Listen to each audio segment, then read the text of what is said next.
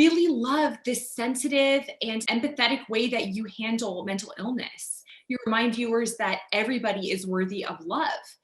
Talk a little bit about why it was important for you to emphasize this point and also remove the stigma surrounding mental illness.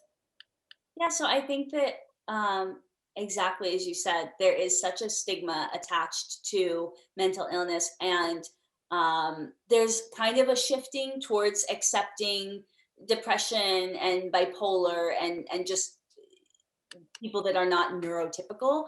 But I think that schizophrenia is still sort of on the fringe, and there are so many negative portrayals of people who have schizophrenia in media and film that I really wanted to challenge those stereotypes Mm.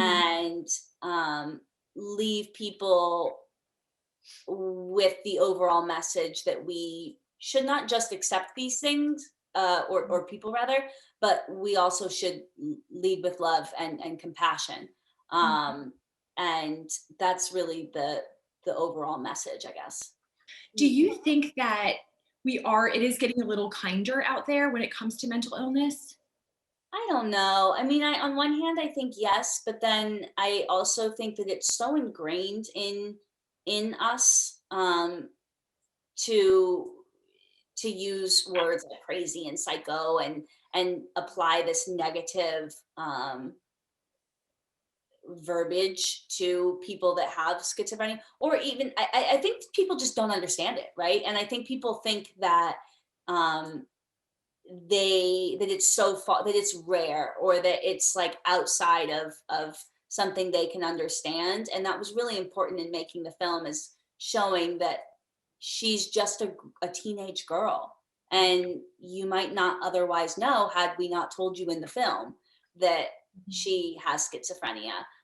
So I think, you just don't know what goes on behind closed doors with people, and that's really the point. This movie's a riveting psychological thriller, but you also treat all of the subjects with such humanity and such dignity. So talk a little bit about how you found this balance, which you don't often see in psychological horror films. I think probably because I didn't go about it to with the goal of creating a horror film. I went about it with the goal of creating kind of a character drama, and then realized that in order to get my movie made, it needed to have these thrilling elements. So the goal was always to put the audience in Rain's head, Mhm. so that people could experience what her reality or questioning of reality was, and how scary that can be. And so the horror and thriller elements sort of arose naturally. I found myself crying at this movie as I have two little ones myself, and watching how Rain's parents, they love her so much, but they don't really know how to navigate Mm. her mental illness.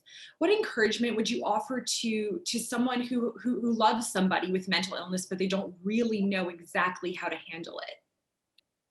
Well, I think that there are a lot of resources that NAMI provides for people that are going through that, and so consulting those resources would be um, advisable. But I also think that looking at things with a compassionate point of view, trying to understand that people do think, and by the way, people that don't have mental illness also do irrational things, or things that can't be explained, and or that they don't understand. And I think always keeping an eye on, when people wake up in the morning, they don't set out to do anything harmful. They set out to do good usually.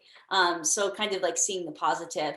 But in terms of having a parent or a child who's going through something like this, I think all you can do is love them and try to help them be safe, right? Keep themselves safe. Love that. Thanks so much, Castile.